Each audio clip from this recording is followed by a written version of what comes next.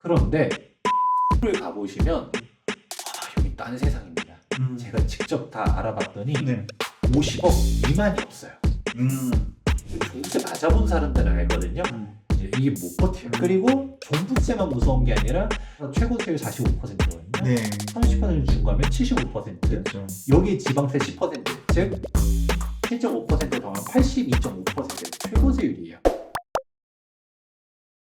안녕하십니까, 동산형의 부동산 수다입니다. 네. 오늘은 2025년을 맞이하여 연예계의 김희철이라고 제가 좋아하는 연예계 우주 대스타가 있는데 부동산계의 대스타를 한번 모셨습니다. 투미부동산 컨설팅의 김재경 소장님 모셨는데요. 우리 그 2025년에 어떤 전문가를 모실까 이 PD님들하고 오랜 시간 상의를 했는데 다행히도 어려운 시간을 내주셔서 감사합니다. 인사 부탁드릴게요. 네, 시청자 여러분 반갑습니다. 당신의 부동산 주치 김재경 소장입니다.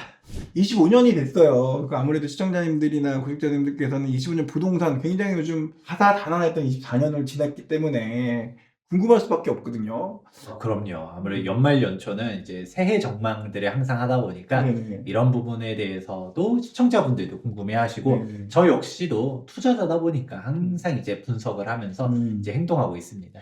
오늘 여러분들 사실 궁금한 거 알기 전에 이거 먼저 꼭 아셔야 될 부분이 있으니까 이거 한번 홍보하고 갈게요. 이거 모르시면 안 될 것 같아가지고 우리 김정은 선생님께서 드디어 오랜 시간 모두가 갈망했던 우리 김 소장님은 왜 책을 안 내주시는 거예요 했던 그 열망을 담아 책을 내주셨습니다.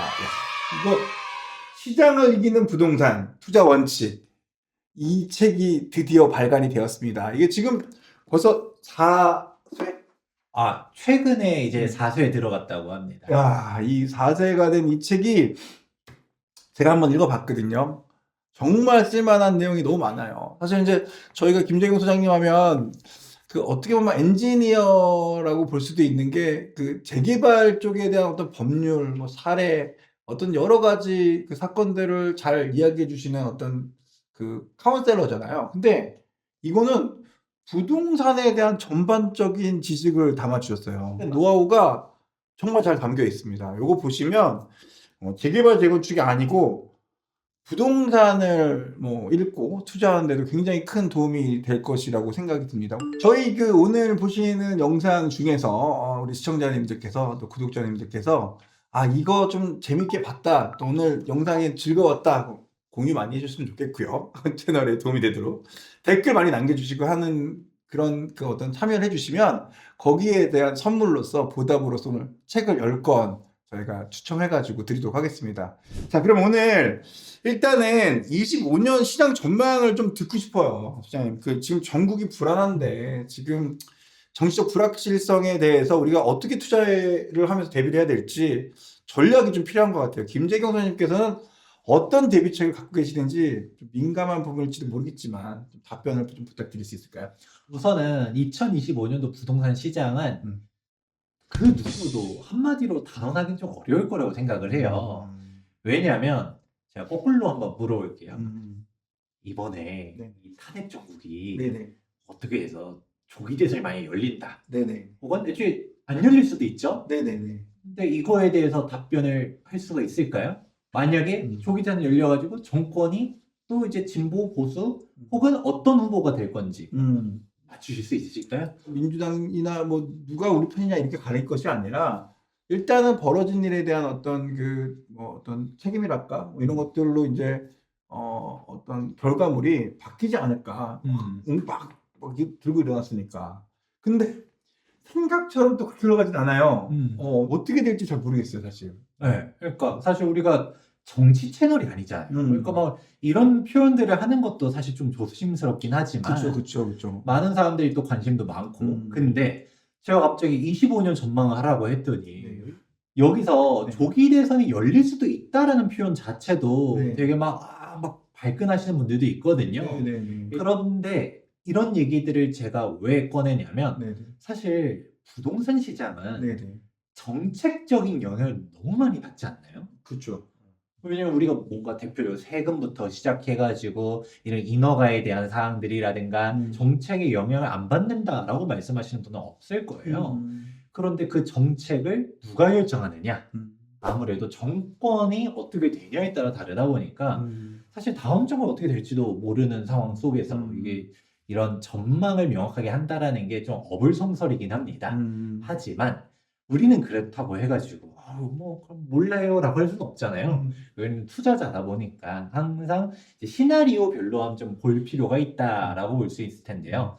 그러면 조금 이제 하나씩 한번 보도록 할게요. 네네. 원래라면 네. 정권이 안 바뀌고 그대로 갔었다라고 하면 좀 평이하게 갈 뻔했다라고 저는 생각을 했었어요.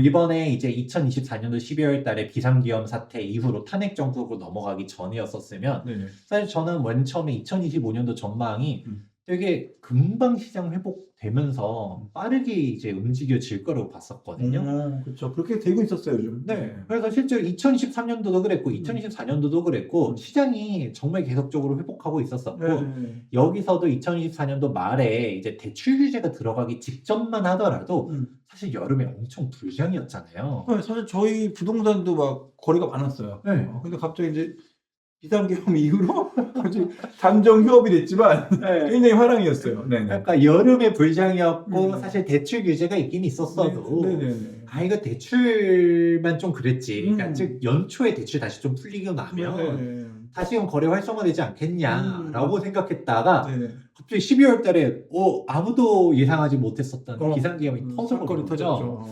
이제 그렇게 된 건데 그렇다 보니까 사실 이런 이벤트가 없었다라고 하게 되면 그냥 스무스하게 계속적으로 현 정권 스탠스 자체가 다주택자에 대한 규제들을 물론 완화한 것도 있고 못한 것들도 있죠. 이제 국회에 이제 통과가 안 되다 보니까 그런 사항들이 여러 가지 있었지만 지속적으로 서울 중심지부터 시작해가지고 온기가 이제 노도강 쪽으로도 퍼지고 있고 이제 경기권에서도 그렇고 지방조차도 그리고 지방 찬바람 분다라고 하지만 사실 거점 도시들부터 시작해가지고 거래가 다시금 살고 있었었거든요. 그 얼마 전에 빠주님 오셨다 가셨는데 말씀하신 대로 대구하고 부산에 피가 다시 붙었다고. 네, 미분양들도 많이 또 네. 해소되고 있었었어요. 네네네.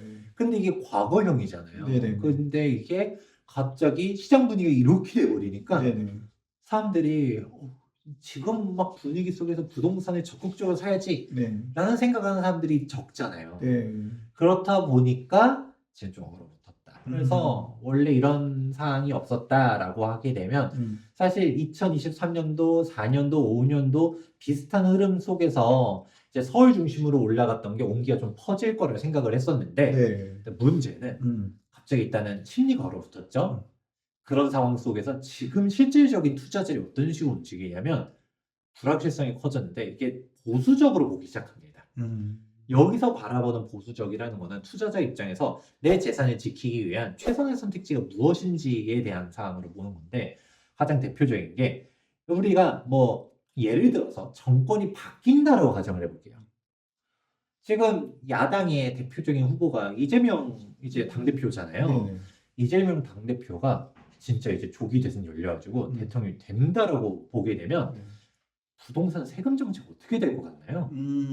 지금보다 굉장히 좀 무거워질 것 같아요. 그렇죠. 뭐 다주택자에 대한 규제들이 또 우리 문재인 정권보다 매운맛이 될 수도 있다라는 시각들도 있잖아요. 네네네. 그러니까 지금 현 정권은 그래도 규제를 완화하려는 스탠스였는데 전 정권 같은 경우는 이게 뭐 다주택자 규제가 옳고 그르고를 떠나서 일단은 그분들은 옳다라고 생각했으니까 왜냐면 우리 주택이 없는 이유는 다주택자들 때문이야라고 생각하면서 취득세 규제했죠. 종부세 강화했죠. 그 다음에 양도소득세도 중과세율 때리죠. 이런 식으로 갖다가 다주택자가 되고 싶어서 될 수 없게끔 만들었습니다. 근데 단순히 다주택자가 되지 못하는 거에서 끝나는 게 아니라 다주택자인 사람들을 막 못 살게 굴다 보니까 그럼 어떻게 되나요? 주택수를 줄여야겠죠. 네네네. 우리 동산이 형님께서 제가 알기로는 어마어마한 자산가로 알고 있는데 그렇게도 착각하더라고요. 그래요? 네네네.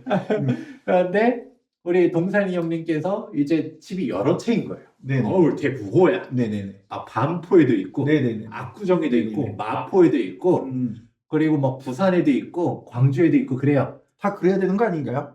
그렇죠. 예, 클래스가 있으시니까. 네네. 그런데 주택수를 근데 막 종부세를 막 억 단위로 납부하다 보니까 네. 아무리 돈이 많아도 그렇죠. 종부세 매년 억 단위로 내는 건 힘들잖아요. 네네. 좀 정리하려 할 때 음. 어느 지역부터 팔 것 같아요? 강남이 아니고 사람들이 많이 관심 갖지 않는 중심지가 아닌 곳. 네. 현대부터 빼겠죠. 그렇죠. 지방부터 빼고. 사실 아까 예시 들었었던 것처럼 뭐 광주, 부산이면 뭐 지방이라고 막 하기에는 광역시잖아요. 네네네. 좋음에도 불구하고 그래도 상대적으로 그것도 서울을 팔 게 아니니까 그렇죠. 상대적으로 우리가 지방 먼저 정리할 거고 네네. 그리고 경기권역 먼저 정리할 거고 네네. 그리고 서울 수도권에서도 아무래도 핵심지가 아닌 곳들 네. 앞서 말했던 것처럼 반포 압구정을 팔진 않을 거란 말이죠. 그건 안 갖고 있을 것 같아요. 네. 계속 소유할 거다 보니까 음. 상대적으로 아까 뭐 마포 같은 경우도 정말 좋은 지역임에도 불구하고 안타깝게도 내가 꼭 하나를 사수하는 반포를 사수하지 마포를 사수하지는 않는다는 거죠. 그렇죠. 반표를 네. 해야 될 것 같아요. 그렇다 보니까 이제 싹 이렇게 정리하게 되면 또 돈이 남잖아요. 네네. 돈이 나면 또 오히려 아까 말했던 것처럼 반포를 가지고 있으면 모르겠는데 난 반포가 없었어. 네. 반포를 살까? 이런 식으로 움직이다 보니까 사실상 양극화가 심해지는 거고 일명 똘똘한 한채 선호 현상으로 가는 겁니다. 그렇게 되는 거군요. 그게 지금 벌써 나타나고 있어요. 음. 지금 여러분들도 분위기가 안 좋다, 안 좋다, 안 좋다. 실제로 지금 마포구만 하더라도 좀 조정되는 매물들이 있거든요. 그런데 반포를 가보시면 여긴 딴 세상입니다. 저희 손님이 있어가지고 이제 여기 현금도 또 많으신 분이에요. 그래서 반포에 관심이 많다 해가지고 제가 반포에 실제 거래될 만한 매물들이 무엇이 있나 한번 찾아봤거든요. 오래전 얘기도 아닙니다. 바로 저번 주에 알아봤었는데 네네. 그때만 하더라도 우리 반포 아크릴 리버파크 33평 60억에 거래됐다는 뉴스는 들어보셨잖아요. 네, 들어봤습니다. 그래도 뭐 그게 뷰가 되는 게 60억이니까 네네네. 뷰 안 되는 애들은 그래도 40억대가 있지 않을까 음. 생각을 했는데 레미안 원베일리를 제가 직접 다 알아봤더니 네. 50억 미만이 없어요. 깜짝 놀랐어요. 네이버 부동산에 49억짜리가 있어서 전화를 해보니까 네. 없대요. 네. 동호수가 안 좋은 거라 하더라도 얼마짜리가 있나요 했더니 막 52억, 53억 이렇게 부르는 거예요. 요즘 뭐 뉴스에서는 집값 뭐 떨어지고 있다고 그런 이야기도 많이 나왔는데 반포는 남의 얘기네요. 또 최근에 기사도 떴잖아요. 53평형이 106억에 거래돼가지고 네, 평당 2억씩에 찍었다고. 열렸다고. 네. 그래서 와 제가 뭐 불과 1년 전에 반포 주공 단지에서 영상 찍으면서 이제 20억도 더 올라갈 거다라고 네. 하면서 영상 올린 게 있거든요. 예. TV에. 네. 그때 막 댓글로 뭐 헛소리 한다, 지금 떨어진다, 네네. 뭔 소리냐 했는데 사실 저도 여기서 말한 20억이 1년 만에 올라갈 줄 몰랐었어요. 그렇게까지는 몰랐어요. 네. 그러니까 작년 초에 찍은 영상이었는데 음. 그때만 하더라도 이게 더 올라갈 거다, 이만한 가치가 있다라고 했었는데 벌써 20억이 올라간 거예요. 그러니까 야 이게 뭐지? 하면서 저조차도 이게 시장이 왜 이런가 싶고 얼마가 되려고 이러나 라고 생각이 드는 건데 똘똘한 한채 선호 현상이 강화되는 것이고 또 사람들이 원래라면 다주택자분들이 이렇게 급하게 움직일 게 아니었는데 만약에 정권이 급변돼가지고 다시금 다주택자 규제가 강화된다라고 하게 되면 그 종부세 맞아본 사람들은 알거든요. 이게 못 버텨요. 그러니까 또 이러면 안 되겠다. 그리고 종부세만 무서운 게 아니라 당시 양도소득세 중과가 30%를 붙게 되면 지금 양도 차익에 따라서 최고세율 45%거든요. 네. 30% 중과하면 75%. 그렇죠. 여기 지방세 10%, 즉 7.5% 더하면 82.5% 최고세율이에요. 그렇죠. 그럼 차떼고 포떼고 남는 게 없네? 라는 생각을 다시금 하다 보니까 안 되겠다. 지금 정리해야겠다 하면서 그런 상황이 사실 정치적인 리스크를 일단은 인지하고 있다. 오히려 이런 정권 불확실성이 오히려 다주택자 규제 강화가 빨리 오는 게 아니냐라는 인식들로 인하여 양극화가 더 심해지고 있다라고 볼 수 있습니다.